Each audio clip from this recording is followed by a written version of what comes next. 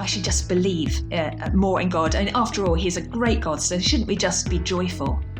And I think sometimes we get the impression that if we just trust God enough, we will kind of bounce through the Christian life a bit like bunnies going through clover, and it's all going to be fine. And of course, that's not the picture that God paints in the Bible. Welcome to Independence, the FIEC podcast. Hello, I'm Elinor Magowan, and together with my colleague Rachel Sloan, we serve as Directors for Women in Ministry with FIEC. And we've got Helen Thorne with us this morning. Thank you so much for joining us, Helen, to talk about anxiety. Yes, great. You're going to have a little chat about anxiety and how, as Christians, we can respond to our own anxiety and also how we can help others to cope better too. So firstly, Helen, could you tell us what you do and how you came to write a book upon anxiety called Hope in an Anxious World? Thank you. My day job is working for Biblical Counselling UK, and I'm their Director of Training and Resources. So on one level, it's my job to write books on pastoral issues, and anxiety was always going to be on the list somewhere. But it catapulted to the top of the list quite quickly, soon after I started working for BC UK. I was doing a number of talks, evangelistic events, largely for women, around different churches in the UK. And at one event, actually at a church affiliated to the FIEC, someone came up to me afterwards and said, "Well, where's the book? Where's the book that I can give to my friends?" And I thought, oh, well, yes, there isn't one really, is there? And I looked around on the market, and you can find quite a lot of good biblical books on anxiety, although they tend to be quite big. You can find a lot of secular books on anxiety. But what there aren't many of is short books on anxiety and books that you can give away to people who aren't yet believing. And so I thought, well, maybe I'll convert some of those evangelistic talks into a book. And that's what happened a couple of years ago now. It was also a bit of a personal journey. I am someone that has struggled with anxiety, still do to a certain extent. And it was in the middle of the pandemic when I was writing, and everyone's anxiety was going up a bit then. So it was a good personal journey to go on as well, reminding myself of some wonderful things about the Lord that can help us in our times of struggle. Well, you did an excellent job, and the book's been a real gift to us, and we've been able to use it to share with others too who aren't yet Christians. Well, with the pandemic, as you said, there does seem to have been a real rise in anxiety, and perhaps amongst those who are younger in particular, although those of all ages. Why do you think young people in particular struggled with anxiety? Well, you're certainly right in saying there's been a massive rise in anxiety. Before the pandemic, about 6% of us were saying that we were struggling with anxiety. At the height of the pandemic, about 66% of us were saying we were anxious or had been anxious in the previous 2 weeks. Now, those numbers seem to be coming down again a little bit, but we're still, as a nation, struggling with anxiety. And that's because so much of what we've experienced over the last couple of years has been scary. So much of it has been new. And navigating difficult things and new things is often fertile ground for anxiety to grow. I think young people have struggled particularly. I mean, it's not just young people. Some older people who are isolated, some people that have been cooped up together with a lot of other people have really struggled too. But young people have, I think, largely because their world has just been turned upside down. They're having to learn to do school differently, having learned to do exams differently, get exact results with no exams at all. They've had to have their future thrown into some kind of, well, at least a little bit of an unknown. And they're having to navigate all that without the usual social networks that they would have around them, without being able to talk things over with their friends easily and talk things over with their wider family easily. And that's hard, especially at an age where they're very formative in their working out who they are, how to navigate the world. And that means young people have been particularly badly affected. And I think it's also fair to say that those of us like me, who are a little older, at least have a frame of reference that when bad things happen, you usually tend to come out the other side. Young people, I mean, none of us have been through a pandemic before, but young people haven't been through many big things before. They just haven't been alive long enough to have gone through those big things. And therefore, they don't have that frame of reference that actually, if you go into something really hard, actually it does tend to pass and you do tend to come out the other side. Rachel, you're Women's Ministry Coordinator at Charlotte Chapel. Does that resonate with the experience that you've had in seeking to help students and young adults?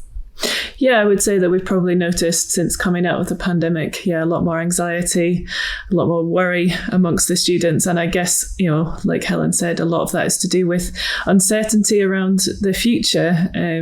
They've gone through something that none of us have experienced, but they particularly haven't had that frame of reference for, but then haven't really known when it's going to end, what their future is going to hold. I think students in general are experiencing a lot more uncertainty about future in terms of job prospects, where they're going to live, how they're going to afford to live. And so adding all of that into the mix has just made it quite unsettling for many of them. And I think adding into that, as you said, the isolation and the loneliness, I think has made it an even more kind of potent mix within that, not knowing where to turn to, who to talk to, how to get that kind of help to ground them in these moments when they feel kind of that everything's kind of been thrown up in the air and they don't know how it's going to land.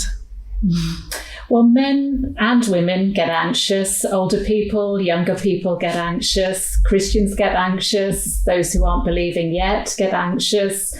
Helen, how would you define anxiety? And how does it manifest itself in different ways? At its core, anxiety is a fear. Now, fear in and of itself is not necessarily a bad thing. If I'm walking across the street and a speeding car comes towards me, it's right and proper that I'm scared. And that fear actually enables me to act, to jump out of the way or to call for help. But anxiety tends not to be fear of something objective that enables us to act. It tends to be fear of what might happen, and that tends to encourage us to sit and just think in circles about what might be. So, for example, anxiety tends to be a fear of what you think someone might say about you, or what you think someone is thinking about you, or what might happen if you take that exam, or what might happen if you get that diagnosis, what you could or couldn't cope with if that child of yours or that elderly parent of yours ended up struggling in a certain way. And because there's lots of mights and ifs and what ifs in there, it doesn't actually galvanise us to solve the problem. It tends to encourage us to sit and go, oh my goodness me, I don't think I can cope with this. This is awful. Everything's going horribly wrong. And our thoughts begin to spiral. There are loads of different signs and symptoms of anxiety, and it'll look very different in different people. But there are 4 different categories of signs and symptoms. You've got the physical, the headaches, the tense muscles, the palpitations, the beating heart going very fast, the sweaty palms, the gastrointestinal distress, the sleepless nights. They tend to be the physical. You've got the emotional, the feeling of being overwhelmed, tearful for no apparent reason, feeling scared, wanting to run away, maybe feeling irritable and angry at times. You've got the relational, and that can be a sense of wanting to withdraw from people you love, just stay in bed, hide under the duvet, not go to that party, not engage with people around. But also sometimes to the other extreme, wanting to control people. Actually, my anxiety will be better if I can just get everyone to put things away, if I can just get everyone to act in a way that makes my world safer. And that when we tend to get a bit irritable and push back. But there's also spiritual signs too. That sneaking suspicion that God doesn't love us anymore. That sneaking suspicion that God is disappointed with us. That maybe the church would be better off if we didn't turn up.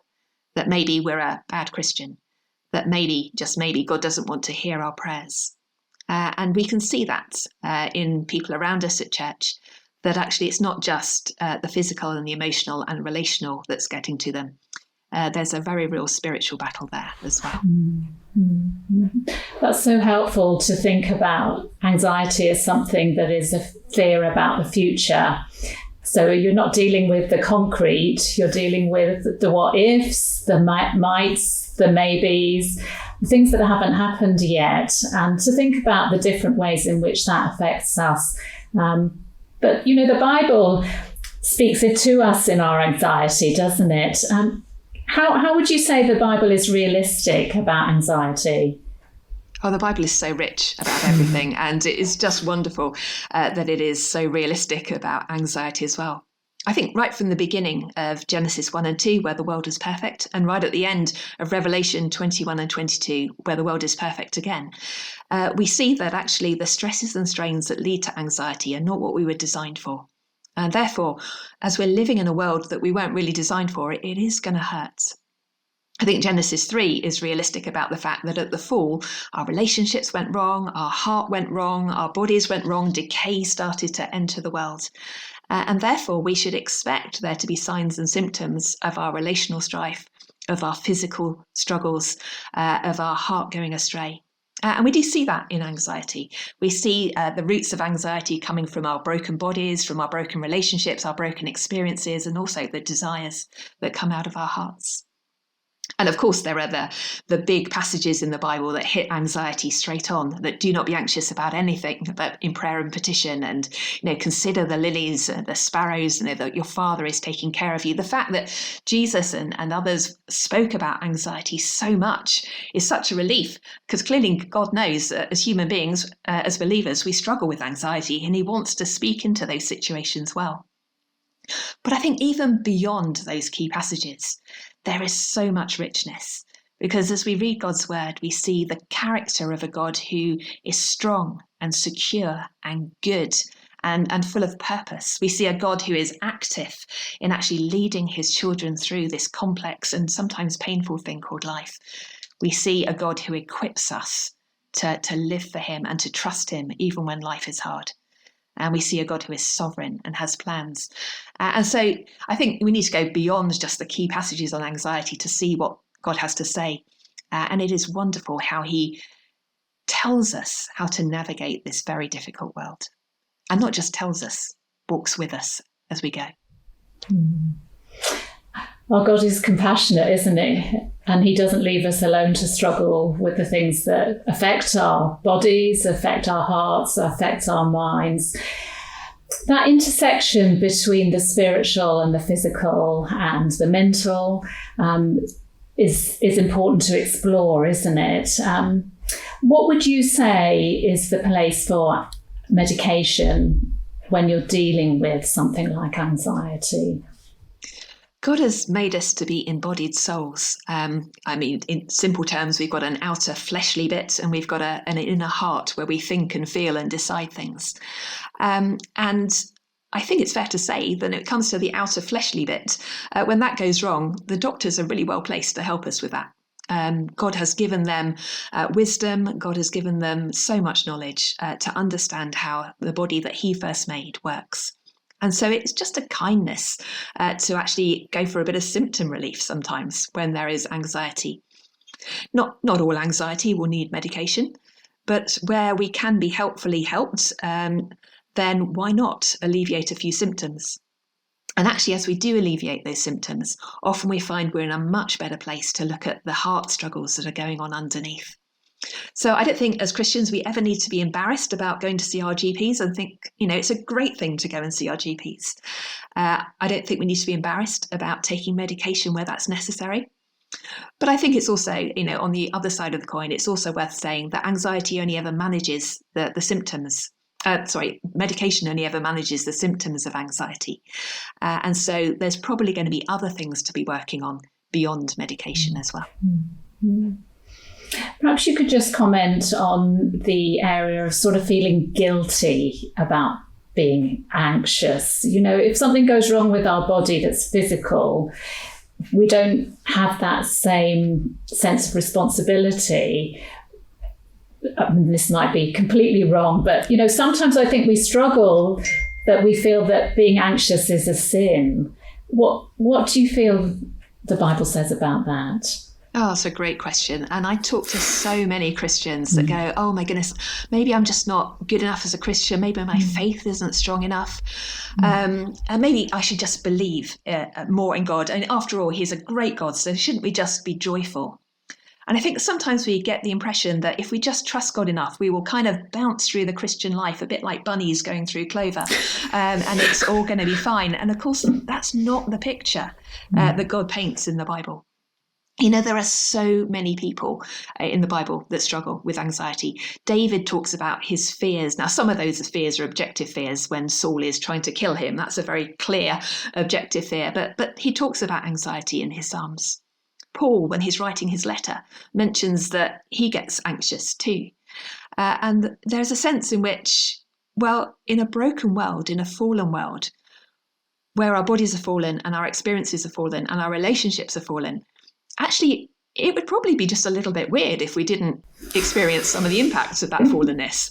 The Bible never tells us that God's going to wrap us up in bubble wrap and actually going to protect us from all the tough stuff that goes on. Anxiety-free is in our future. That's the new heavens and the new earth. But actually brokenness, fallenness, pain, struggle, that's part and parcel of the here and now. And actually, if we're believing that we shouldn't struggle now, I think we almost have a bit of an over-realised eschatology. We almost want a bit too much of heaven now. And I think as Christians, it's important to recognise that whilst God is good and he is leading and he is sovereign and he is kind, that doesn't mean we aren't going to stumble and fall and struggle in all kinds of ways. So as Christians, I'm really keen that for most of us, we just kind of throw off that shackle of guilt. I think just occasionally anxiety can be caused by massive sin. If I just knocked over a local bank and I was anxious about the police coming to arrest me, I think, I think there's sin involved in that. But for most of us, that's not the case. We can actually say, Lord, I realise this isn't a sin. This is suffering. And Lord, I want to turn to you in this for all the help and the hope that you offer. Mm-hmm. And I think when we are struggling, when we don't feel wrapped up in cotton wool and when we're not bouncing through that field like a bunny feeling, overjoyed, we really need each other, don't we? So Rachel, you've had a lot of experience working with women in various churches. How have you seen the need to support and help women struggling with anxiety? Well, I guess just like we've been saying, it affects us all. And so actually there's going to be women in all our churches. There's going to be times when we've all experienced anxiety. And so we need to help and support one another in it. And we need to be encouraging ourselves and the women in our churches to know how to do that biblically in a way that points people to God. I think it's so helpful what you were saying about kind of just knowing that anxiety is part and parcel of a fallen world. As we experience the brokenness, we will feel anxious, we'll feel worried about things. And so it's knowing what to do with that when it happens. We can respond in a way that points us to God and takes us to him, or we can respond in ways that take us away from him. And I think we want the women in our churches to know how best to help each other look to God in those moments. And I think understanding, as we've been saying, that anxiety can affect all of us. And so even just knowing what are some of the signs, so when someone is kind of experiencing those physical symptoms, actually being able to have women in our churches who can come alongside people and go, do you think there's maybe something more going on here? Is there an anxiety that's maybe manifesting itself in this way? Getting them to kind of talk about some of that, I think, is really helpful. And then again, encouraging people that it's good to go and speak to their doctor as well in those moments. We want to really help people have that holistic view of use what is there in the world, use the medical support that we have, but also then encourage our women to know how best to walk alongside their friends, walk alongside younger women in the church who are experiencing anxiety, and know how to bring God's word to bear on what they're experiencing, know how to point them to his character. I think that can be often the thing that really makes the biggest difference. The more that we learn about God's goodness, about his greatness, about what he said, about how we can trust in him, that's what helps us when we have those fears about the future. I don't know what's going to happen, but I have a God who does. And so what a great thing to be able to encourage women in that and just really help them to do that. So I think it's such an important thing to talk about, to get our women to be talking about, so that they can know how to do this as well as possible to really help people who are struggling with it. Helen, in your book, you identify 6 lies that we're fed, that sometimes we buy into, that we believe, rather than looking at God's truth. So Rachel's already said some of the things about God that we need to really hold on to and anchor ourselves in. What kind of truths should we be using as those firm foundations when we feel that everything else is so uncertain and there are so many what ifs? What can really help our souls? I think anyone who's ever experienced anxiety will know that anxiety tends to encourage us to believe things that just aren't true. Things like, I'm all alone, I can't do this is out of control, this is all my fault, I'll never be able to change, it will always be like this, those kinds of things. And the wonderful thing is, the Bible has pure and good and true antidotes to all of those lies, just waiting for us to grasp them. And so we can turn to passages like Psalm 139 and remind ourselves that we're not going through this tough stuff alone. We can't go from the east or the west or the heights or the depths to get away from the Lord. He is with us, and he's not going anywhere. By his Spirit, he is indwelling us and encouraging us and equipping us every step of the way. We can remember passages like the Exodus story and just see how God does provide for his children one day at a time. He's not a God who leads people and then just kind of makes us struggle all by ourselves. He gives us what we need. He doesn't always give us what we want, but he always gives us what we need to be able to be faithful to him and to persevere through whatever circumstances we're facing. There's a sense in which we can keep going back to the cross and reminding ourselves that actually, even if we did mess up spectacularly, there is grace for that. You know, Ephesians 1 talks about us being lavished with grace. It's not like it's rationed. You know, God is pouring out this grace for complete forgiveness and all the things that we have done wrong. We don't have to have any sense of condemnation now. In fact, Romans reminds us that there is none for us to hold on to. And we can be reminding ourselves that actually we have a God who is changing us and leading us. You know, whether we think of the great shepherd imagery of the Good Shepherd of Psalm 23, or whether we are thinking about Jesus as a king, we have someone that is enabling us to follow him and to live for him in all the circumstances of life. And he's changing us. He's helping us to trust more. He's helping us to persevere more. He's helping us to hope more. All of those things are things that he is working in our lives. Sometimes in biblical counselling circles, we tell the story of a rundown old house. And I don't know about where you live, but certainly where I live, there are some rundown houses, the kind of grass overgrown, roof tiles falling off, curtains falling down, garden fence beginning to topple over. And it's easy to walk past those houses and go, oh, what a mess. And sometimes we have a sneaking suspicion that God is looking at us from heaven and going, oh my goodness me, what a mess. Just look at the anxiety in them. But I don't know if you ever watch any kind of those DIY restoration programs, Garden SOS or whatever they're called. And in the hands of the right people, they can look at this chaos and they go, well, if we just build that up, if we just repair that, if we just redesign that bit, it's going to be great. And you can see this massive transformation. And God is like that with us. And he looks down at us, or he looks at us, and he goes, well, if I can just build that bit of trust there, if I can surround them with people that will encourage them there, if I can help them understand that bit of my character a bit more, gosh, they're going to be beautiful. Let's do this. And it's not that God looks at us and goes, oh, what a mess. He looks at his children and goes, what a bunch of fixer-uppers. I'm going to be helping them in their anxiety. I'm going to be helping them walk through this. I'm going to be changing them. And of course, this side of heaven, that doesn't mean he will change us so much we'll be anxiety-free. But we can grow and learn and adapt and transform into the people that he's calling us to be. And that will have an impact on how we experience our anxiety. It's a lovely picture of restoration going on, isn't it? And it happens bit by bit. It doesn't happen overnight. There's hard work in that. There's determination. There's a real commitment to embed and build. So Rachel, tell us a little bit about how you've seen that evidenced in a community of women. because we can't do it on our own.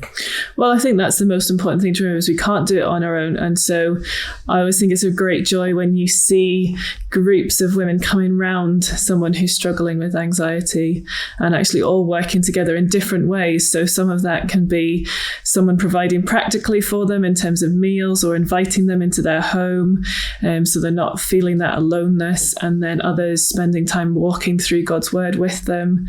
And in our churches, what I hope our small groups kind of over time will continue to demonstrate more and more.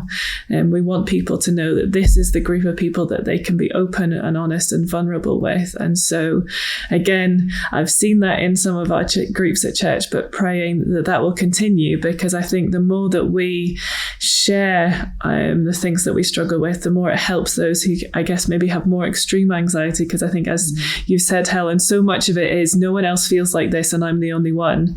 But actually, the more that we all share, well, actually, I have that too, or I felt that and I'm worried about that too, but this is how God has helped me. It actually makes a difference for us all. And so I think just seeing how helping those with anxiety is something that we should be doing in the hearts of our community at church is really important. It is a joy, isn't it, when you see that going on together. Yeah. Helen, perhaps you could just comment on, give some advice. What do you think somebody should do when they're in the grip of that anxiety, in that moment when things just are so overwhelming? It might evidence itself in a panic attack. It might not. What could somebody do? Well, remembering we're embodied souls, I think often the first place to start is helping our body to calm. And often that can be done through breathing. The more anxious we get, the more panicky we get, the more we tend to breathe very shallowly. And so actually disciplining ourselves to breathe deeply from down here, not that you can see down here, is going to be really important. So slow breaths in through the nose and out through the mouth. Long, slow breaths to control. That genuinely can help. And there are grounding techniques, looking around, naming 5 things you can see, 4 things you can touch, 3 things you can hear, 2 things you can smell, 1 thing you can taste. It just stimulates the senses and helps your brain come back from spiraling into the future and really focus on the present. Now, they're practical things that you can do. Beyond that, actually turning to somebody and asking for their help, asking for their prayers, even if that's just a quick text message saying, please pray, finding life hard. It's wonderful to have people on their knees when we're in times of stress. But also remembering key Bible verses or Bible characters as well. It will vary from person to person which one you go for. Some people like to memorize a verse. Some people like to think about maybe what Joseph went through and how God's purposes could be seen even in the middle of immense pain that Joseph went through. And some people, actually one thing I quite like to do if I have an anxious moment is I do what's called a reframing exercise. It might be 2:00 in the morning. I might be sitting on my bed. I might be thinking about that awful thing that I said in the podcast with the FIEC that day before. And I sort of have a moment of, oh, goodness me. And I just sit there and I kind of hold in my hands that thing that I'm worried about. And I will say to myself, okay, that is hard. That is genuine suffering and struggle there. But I am doing this under the lordship of a God who loves me, being led by a shepherd who is in front of me, being surrounded by the God who is my rock and my refuge. I'm indwelt by the Spirit. I'm holding hands, metaphorically at least, with my brothers and sisters in Christ. And actually, that means the hard thing, rather than it being a huge thing that's overwhelming, it's still a hard thing, but it's within the boundaries of God's love and God's care and God's activity and God's character. And that puts it in perspective.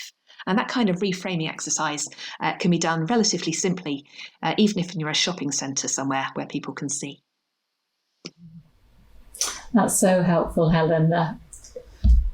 You've been able to share with us something of your own personal growth in this area. You said that in the book you say that you struggled with anxiety a lot more in the past than you do now. It's been a journey for you. So thank you for sharing with us. Is there any one little gem that you'd want to give us as we draw things to a close? And I think it's important for us all to be telling our stories of hope. I mean, I was that little girl that hid behind her mother's skirt, too scared to say anything at all. And I think it's a fairly well-known fact now that I'm not too scared to say things these days. And I'm very happy to be talking in relatively public environments. And so the more we can share those stories of transformation and hope, the better. It's great to hear what God is doing in people's lives. But I think, I've already sort of shared a few things that I like to do when life is anxious. But one thing that I haven't talked about that maybe is quite helpful is lament. And I think sometimes as Christians, we feel a bit guilty about saying life is hard and overwhelming. And I think even if we can get to the point of saying it's hard and overwhelming once, we probably don't think we ought to be saying it a lot. We ought to say it once and then get over it. But the Bible's not like that. The Bible shows us that Job lamented, and David lamented, and Jeremiah lamented, and Jesus lamented. There's an entire book of the Bible called Lamentations. The Psalms of lament, both the individual lament and the corporate lament, some of them were actually designed to be said on a regular basis. It wasn't a one and a done. It was having lament as a regular part of life. And sometimes our anxiety stems from really harsh things that have been said to us, really hard things that we've gone through, genuine struggles that could be coming at us in the future. And so actually having that discipline of sitting down and going, Lord, this is hard, and I am scared, and I don't like it, and I would really like it if you would take it away. But Lord, please use this for your good purposes and help me to trust you, whatever the end. I found that process of lament, either by using the Psalms or by writing my own, far less beautiful, but maybe more personal laments. That's a wonderful way, not only of expressing rather than suppressing what I'm going through, but of reminding myself that I'm going through it with the Lord who loves me more than anyone else and has far better purposes than anyone else and is far stronger to bring about those purposes than anyone else. And therefore going through it with him is going to be something that makes a massive difference. Thank you so much for sharing with us this morning on this subject of anxiety and giving us hope, giving us practical instruction, pointing us to the Lord and helping us to hold on to his good promises. If you found this episode helpful, then please do share it and leave a rating or review. We're really glad that you've been with us today.